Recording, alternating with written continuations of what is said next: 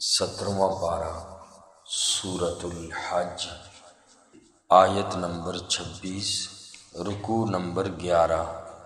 اعوذ باللہ من الشیطان الرجیم، بسم اللہ الرحمن الرحیم۔ وَإِذْ بَوَّأْنَا لِإِبْرَاهِيمَ،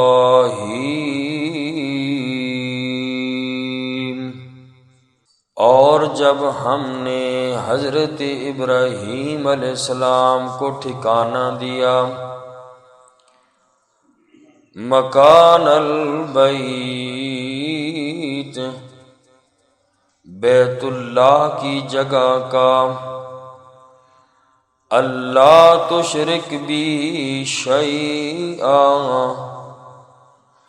یہ کہ تو شرک نہ کرے میرے ساتھ کسی کا بھی، وَطَهِّرْ بَيْتِيَ لِلطَّائِفِينَ،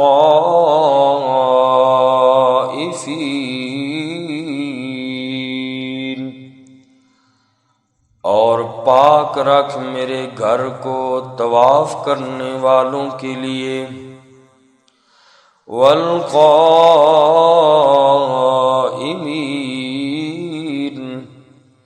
اور قیام کرنے والوں کے لیے، والرکع السجود،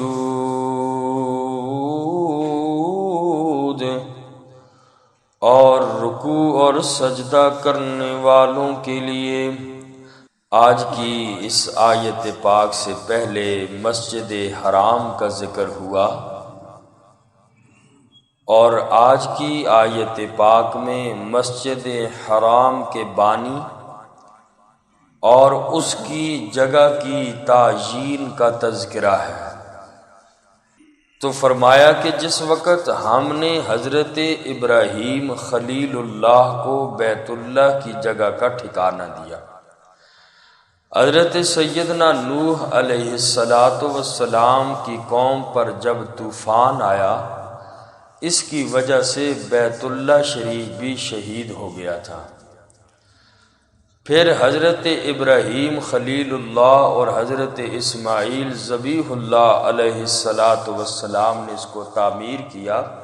بنیادیں اس کی زمین کے اندر موجود تھیں، جو حضرت آدم علیہ السلام نے بنایا تھا، انہی بنیادوں پہ بیت اللہ شریف کو اٹھایا۔ حضرت ابراہیم علیہ السلام معمار اور مستری والا کام کرتے تھے، اور حضرت سیدنا اسماعیل علیہ السلام مزدور کا کام کرتے تھے۔ اور آج کل جو مقام ابراہیم ہے، وہ جو پتھر ہے، یہ وہی پتھر تھا کہ جس پہ حضرت ابراہیم خلیل اللہ علیہ السلام اس کو ٹیک کے لیے استعمال کیا کرتے تھے، جیسے کہ آج کل پھٹے وغیرہ رکھ کر تعمیر کی جاتی ہے۔ تو یہ پتھر جو تھا، اللہ نے پتھر کو حضرت ابراہیم علیہ السلام کے تابع کر دیا تھا۔ جدھر بھی فرماتے دائیں بائیں اوپر نیچے، جدھر کا ارادہ فرماتے یہ پتھر چل پڑتا تھا۔ تختے اور بانس کی ضرورت نہیں تھی، اور یہ بھی حضرت ابراہیم علیہ السلام کے اس پتھر کے اوپر معجزانہ طور پر پاؤں کے قدموں کے نشانات ہیں۔ حضرت جبرائیل علیہ السلام نے بیت اللہ کی تعمیر سے پہلے نشاندہی فرمائی، اور یہ 44 مربع فٹ ہے بیت اللہ شریف، اور جس کی اونچائی 50 فٹ تک تھی۔ اس زمانے میں بیت اللہ شریف سے بلند کوئی عمارت نہیں تھی، ساری عمارتیں اس سے نیچے ہی تھیں۔ حطیم جس کو کہا جاتا ہے، یہ بھی کعبہ کا حصہ ہے، اور یہ اللہ کا احسان ہے کہ دیکھیں اب ہر بندہ کعبہ شریف میں داخل نہیں ہو سکتا، بڑے بڑے لوگوں کے لیے اس کا دروازہ کھلتا ہے۔ تو گویا جو بندہ حطیم میں داخل ہو گیا، گویا کہ وہ کعبہ ہی کا حصہ ہے، تو کعبہ شریف ہی کے اندر چلا گیا۔ تو اس آیت پاک میں فرمایا کہ دیکھ ابراہیم علیہ السلام، میں نے آپ کو ٹھکانہ دیا بیت اللہ کی جگہ کا، اور پھر جگہ بتانے کے بعد اللہ نے فرمایا بیت اللہ کیوں تعمیر کیا۔ یہاں پہ واز کرنا ہے، اور پہلی جو بات کرنی ہے ابراہیم خلیل اللہ، وہ بات یہ کرنی ہے کہ لا تشرک بی شیئا، میرے ساتھ کسی کو شریک نہیں کرنا، میرا شرک نہیں کرنا، میرے ساتھ کسی کو بھی شریک نہیں کرنا۔ عبادتیں تین ہوتی ہیں، قولی، فعلی اور بدنی عبادت۔ یہ ساری کی ساری عبادتیں اللہ کے لیے ہیں۔ اللہ کے علاوہ نہ عبادت کسی نبی کی ہے، نہ عبادت کسی ولی کے لیے ہے، نہ عبادت کسی اور بندے کے لیے، نہ مخلوق کے اندر کسی اور کے لیے عبادت کی جائے گی۔ عبادت حق ہے صرف اللہ کی ذات کا، چاہے وہ نظر و نیاز ہے، منت منوت ہے، یہ بھی عبادت ہے، اور عبادت اللہ کا حق ہے۔ اللہ کے علاوہ کسی اور کے لیے منت منوت بھی جائز نہیں، نظر و نیاز بھی کسی کے نام کی جائز نہیں ہے۔ قرآن کریم نے سورۃ المائدہ کے اندر فرمایا، اس کی تفصیل گزر چکی، کہ یہ ساری چیزیں رب کے نام کی ہونی چاہیے۔ تو پہلی نصیحت یہ فرمائی کہ ابراہیم خلیل اللہ بات یہ کرنی ہے کہ لا تشرک بی شیئا، میرے ساتھ کسی کو شریک نہیں کرنا۔ اور دوسری بات یہ ہے کہ بیت اللہ شریف کو صاف رکھنا ہے، پاک رکھنا ہے، ظاہری بھی ناپاکی اس کے اندر نہ ہو، اور روحانی بھی نہ ہو، حکمی بھی نہ ہو۔ یعنی ظاہری یہ ہے کہ کوئی نجاست وغیرہ بیت اللہ شریف کے اندر ظاہری بھی نہ ہو، اور دوسری بات یہ ہے کہ کفر اور شرک سے بھی یہ پاک ہو، مشرک یہاں داخل نہ ہو، اور عبادت کرنے والوں کے لیے اس بیت اللہ کو پاک رکھ۔ اور حضرت ابراہیم علیہ السلام نے جس وقت بیت اللہ شریف کو بنا دیا، اللہ کریم نے فرمایا اے ابراہیم خلیل اللہ اب حج کا اعلان کر۔ حضرت ابراہیم علیہ السلام نے عرض کیا کہ یا اللہ، یہاں تو کوئی ہے ہی نہیں ہے، جنگل بیابان ہے، صحرا ہے، یا اللہ میری آواز کون سنے گا، کون آئے گا، اور میری تو اتنی آواز بھی نہیں ہے۔ اللہ کریم نے فرمایا ابراہیم اعلان کرنا تیرا کام ہے، اعلان کو لوگوں تک پہنچانا یہ میرا کام ہے۔ چنانچہ حضرت ابراہیم خلیل اللہ نے جبل ابی قبیس پر کھڑے ہو کر اعلان کیا، اور جبل ابی قبیس اللہ نے جب پہاڑوں کو بنایا تو جبل ابی قبیس یہ سب سے پہلا پہاڑ اللہ نے زمین کے اوپر، یعنی اس کو حکم دیا، یہ پہاڑ آیا جبل ابی قبیس، اور حضرت ابراہیم خلیل اللہ نے اس پہ کھڑے ہو کر اعلان فرمایا۔ تو اللہ نے یہ آواز ابراہیم خلیل اللہ کی روح زمین کے تمام انسانوں تک پہنچا دی۔ جس نے بھی آواز پر لبیک کہا وہ ضرور بیت اللہ میں پہنچے گا۔ تو اگلی آیت پاک میں اسی اعلان ہی کا تذکرہ ہے۔ فرمایا وَإِذْ بَوَّأْنَا لِإِبْرَاهِيمَ مَكَانَ الْبَيْتِ، اور جب ٹھکانہ دیا ہم نے حضرت ابراہیم علیہ السلام کو بیت اللہ کی جگہ کا، اللہ تشرک بی شیئا، یہ کہ تو شریک نہ کرنا میرے ساتھ کسی بھی چیز کو، وَطَهِّرْ بَيْتِيَ لِلطَّائِفِينَ،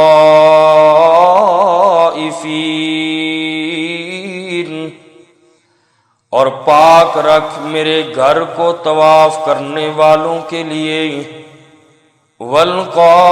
والقائمین والرکع السجود،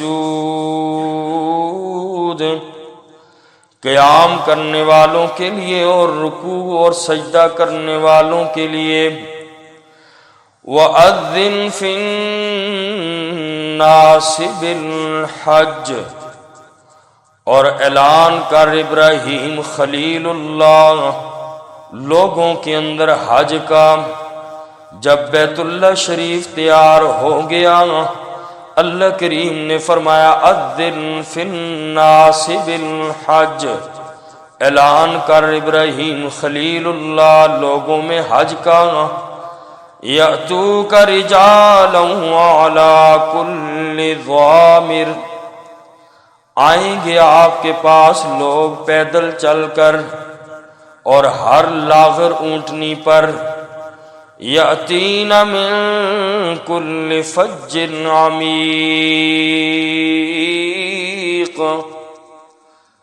ہر دور دراز کے راستے سے لوگ حج کرنے آئیں گے تاکہ فرض ادا کر لیں، لیشہدوا منافع لہم، تاکہ وہ حاضر ہوں فائدوں کی جگہ پر، لہم ان کے لیے، وَيَذْكُرُ اسْمَ اللَّهِ فِي أَيَّامٍ مَّعْلُومَاتٍ، اور وہ ذکر کریں اللہ کے نام کا معلوم دنوں کے اندر۔ حج کے بہت سے منافع ہیں، دینی بھی اور دنیاوی بھی۔ دینی یہ ہے کہ حج بہت بڑی عبادت ہے، گناہ معاف ہوتے ہیں، اور جو بندہ حج کے جتنے بھی ارکان ہیں فرائض واجبات کی پابندی کرتے ہوئے ادا کرے تو آقا علیہ الصلوۃ والسلام نے فرمایا گناہوں سے پاک ہو جاتا ہے۔ اور حج کے مقاصد میں یہ بات بھی شامل تھی کہ مسلمان آپس میں بیٹھ کر سوچیں کہ ہم نے اپنے اپنے علاقے میں اپنے اپنے ملک میں اسلام کے لیے کیا کرنا ہے، اسلام کی خدمت کیسے کرنی ہے۔ یہ بھی حج کے مقاصد میں تھی کہ پوری دنیا سے لوگ جمع ہو کر وہاں پہ جائیں اور اسلام کے الہ کلمت اللہ کے لیے آپس میں مشورہ کریں۔ اور آج عوام تو عوام ہے، حکمران بھی اس بات کو بھول گئے، سب ہمارے اوپر بے دین مسلط ہو گئے۔ انہوں نے دین کے متعلق کیا سوچنا ہے؟ انہوں نے تو یہی سوچنا ہے کہ یہ مساجد اور مدارس کو کیسے ختم کیا جائے، اور مساجد اور مدارس کے نصاب میں کیسے اصلاح کی جائے، اور ان کو بس فکر رہتی ہے جو ان کے آقا یہود و نصارہ کہتے ہیں، ان کو یہی فکر رہتی ہے کہ یہ مدارس کیسے ختم ہوں۔ اللہ کے قرآن اور رسول اللہ صلی اللہ علیہ وسلم کی الہ کلمت اللہ کی بات یہ لوگ جو کرتے ہیں بس ان کے خلاف کیسے ان کی اصلاح کی جائے۔ مدارس کو نہ حکومتی 1 روپیہ فنڈ آتا ہے اور نہ ہی اسی انداز سے کوئی اس کے ساتھ تعاون کرتا ہے۔ عوام اور اسی طریقے سے جو بھی اپنے غریب طبقہ جو ہے جتنا بھی اپنے چندوں سے نکال کر اپنی ضروریات کو نکال کر ان مدارس اور مساجد پہ لگاتے ہیں، اور 1 روپیہ بھی نہیں دیتے، حساب جو ہے وہ مدارس سے مانگتے ہیں۔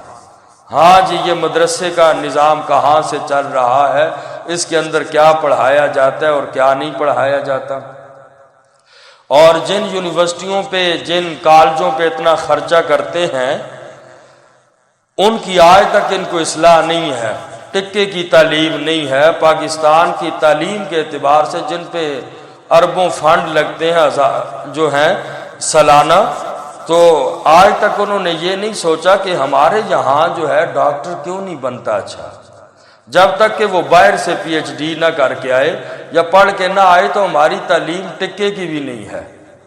اور باقی اسکولوں اور کالجوں یونیورسٹیوں میں کیا ہوتا ہے، وہاں اصلاح کی ان کو ضرورت ہے، وہاں نہیں سوچتے، بس لگے ہوئے ہر وقت صبح و شام مدرسے جو ہیں ان کی اصلاح کیسے ہو جائے۔ اور ایک واقعہ مدرسے کا کوئی ایسا ہو جاتا ہے، پوری دنیا کا کفریہ میڈیا ہر 5 منٹ کے بعد دکھاتا ہے دیکھو قرآن والے مساجد والے مدارس والے ایسے ہوتے ہیں، اور اس ہم پروپیگنڈے کو سمجھتے بھی نہیں ہیں۔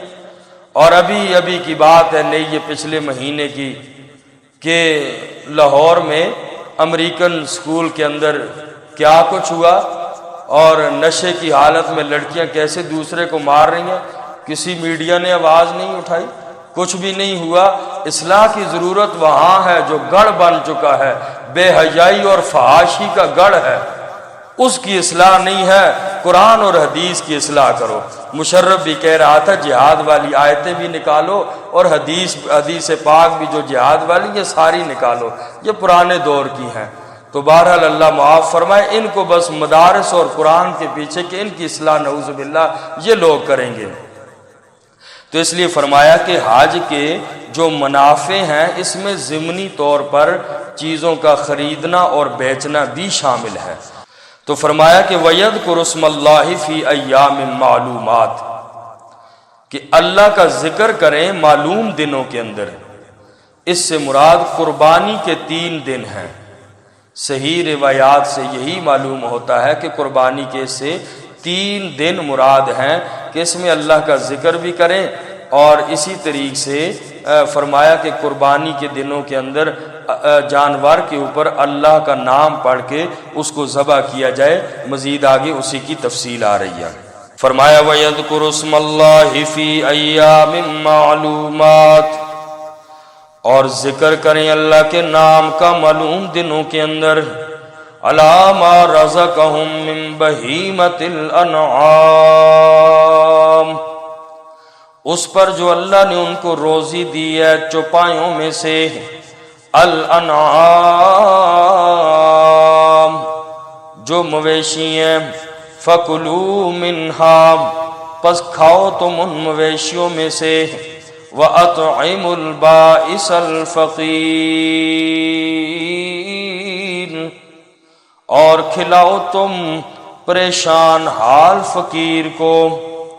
بہیمت الانعام، بہیمہ کہتے ہیں 4 ٹانگوں والے جانور کو، اور پھر آگے اس کی اضافت کر دی انعام کی طرف، صرف وہ 4 ٹانگوں والے جو انعام میں سے ہوں، ورنہ 4 ٹانگیں تو کتے کی بھی ہوتی ہیں، تو انعام بہیمہ کے اندر ہر 4 ٹانگوں والا شامل ہے۔ انعام کی جو اضافت کر دی بہیمہ کی طرف، تو اس سے صرف وہ جانور ہیں کہ جن کی قربانی جائز ہوتی ہے، اور قربانی جو ہے بکرا ہے، بکری ہے، اور اسی طریقے سے بھیڑ ہے، اور گائے، بیل، اونٹ وغیرہ اور اونٹنی، یہ جو ہیں بہیمت الانعام سے مراد ہیں۔ اور ان جانوروں کو سورۃ الانعام میں بھی انعام فرمایا، ہر ایک کا نام ذکر کر کے یہ 4 چیزوں کا، ان کی مذکر اور مؤنث یہ 8 چیزیں بنتی ہیں، فرمایا یہ انعام میں سے ہیں اور ان کی قربانی جائز ہے، اس کے علاوہ کسی جانور کی قربانی جائز نہیں ہے۔ تو فرمایا کہ قربانی کرو، اور قربانی کرتے ہوئے خود بھی کھاؤ اس کا گوشت، اور اسی طریقے سے پریشان حال فقیر کو بھی دے سکتے ہو، اور اسی طریقے سے قربانی کا جو گوشت ہے یہ کافر کو بھی دے سکتے ہیں، غیر مسلم کو بھی دے سکتے ہیں، امیر غریب سب کو دے سکتے ہیں۔ آگے بھی انشاءاللہ اسی کی تفصیل ہے وہ انشاءاللہ کل۔ الحمدللہ رب العالمین والعاقبۃ للمتقین والصلاۃ والسلام علی سید الانبیاء والمرسلین وعلی آل بیتہ واصحابہ اجمعین برحمتک یا